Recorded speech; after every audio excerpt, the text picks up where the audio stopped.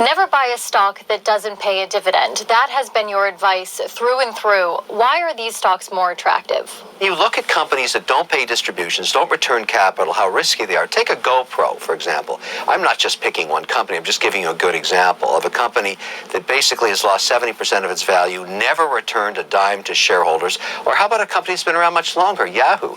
Never paid a dividend. It's never made money for anybody except all the CEOs that have gone through there and got whacked. It's just a rotating door where management extracts capital, never returns any to shareholders. And I look at that and say to myself, why don't I just avoid that altogether?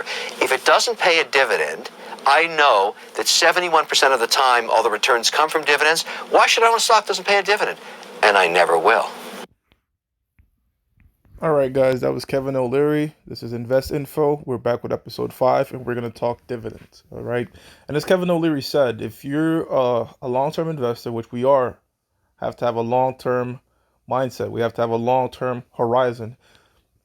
And the reason we have that mindset is because big fish have that mindset. You have to think like a big fish. You have to think like a billionaire. All right. These guys are in it for the long haul. You follow them, you'll get led to companies and investments that will pay you over the long duration, right? And there's another video where Kevin O'Leary says, look, I touch the interest, I never touch the principal. And that's what he means by that. That's what his mom taught him, which is you could touch and play with the dividend, but never sell your position. In fact, it's really good to add to your position with the dividend. Now, we're buying stock right now. I'm not going to give out names. Okay, I'm not going to give out picks. But I'm going to use this as an example. We're purchasing a stock right now that is on a downtrend. And the dividend fell from 50 cents a share to 2 cents a share. And of course, the market price fell drastically. Now, when you do your homework, the market price falling doesn't concern you. You did your homework and the stock pays a dividend. Now, what does that mean? That means you're getting paid to wait. You're getting paid to wait. If it doesn't pay a dividend, then you're just speculating, as Kevin O'Leary says, you know.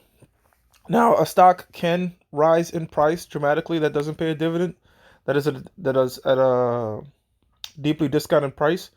But we like dividend. We like the power of compounding. This is what Warren Buffett did. This is how Warren Buffett became a billionaire, because he loves the power of compounding. Now, what's compounding? Compounding is if the stock pays out a dividend and you invest it, the next quarter is going to pay out another dividend on top of that dividend, and the next quarter another dividend on top of that dividend.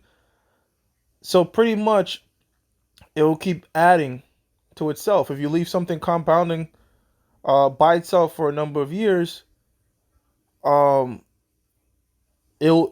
become less risky in time.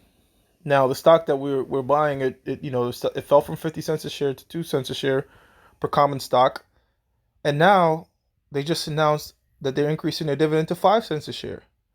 So we were never really concerned about the market price. We understand that the market price is going to go up in the future. Expected sale price for the holding, we see it easy being a 20 bagger, which I think is going to go up 20 times its sale price. But the point being is the dividend is going to come up. All right, slowly graduating back to its pre-COVID dividend, and that's what we want. All right, we want to buy the things where nobody wants to buy them, and we want to sell the things when no one wants to sell them. You have to be a contrarian, you have to go against the crowd. Along with dividends, okay, we have a sell covered call strategy, which I'm going to go into later in future episodes. Selling covered calls, what does that mean? And pretty much you'll get paid.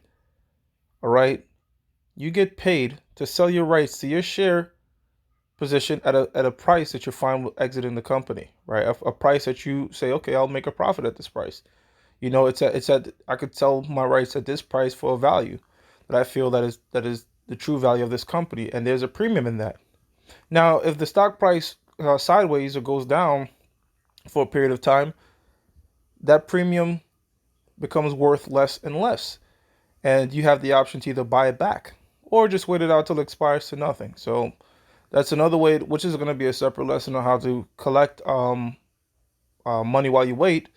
But the reason I want to say that is in that strategy, you still have the right to get dividend, even though you sold the right to your position. You loaned out the right to your position, rather. So own stocks that pay dividends And as Kevin O'Leary said, over the past 100 years, 70% of the wealth in stock market comes from a dividend. All right, and dividend compounds. So, quick one. Um, Owning companies that pay a dividend that generated cash flow is every long-term position we have. When we say long, we mean we see this company going up in the future. All right, we don't plan to sell it, buy and hold as Warren Buffett does, buy and hold forever. Pretend you just bought a business, and every time that business has to pay you cash per month. So that's how you want to look at it. You don't want to look at it like I'm buying a lottery ticket. You want to look at it like I just purchased a business, and every quarter this company is going to pay me out cash. All right, because that's the two options they have. When a company makes revenue, they have the option to either put the money back into the stock in the form of share buybacks, which in certain scenarios are right.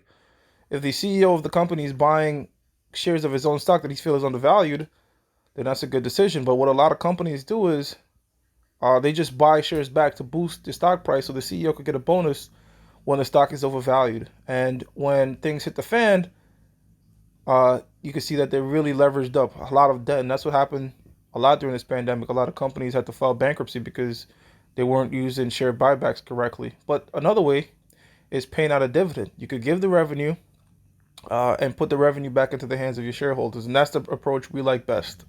We're getting paid to wait. We're not speculating. The cash is guaranteed. All right, so episode 5, signing out. See you on the next one.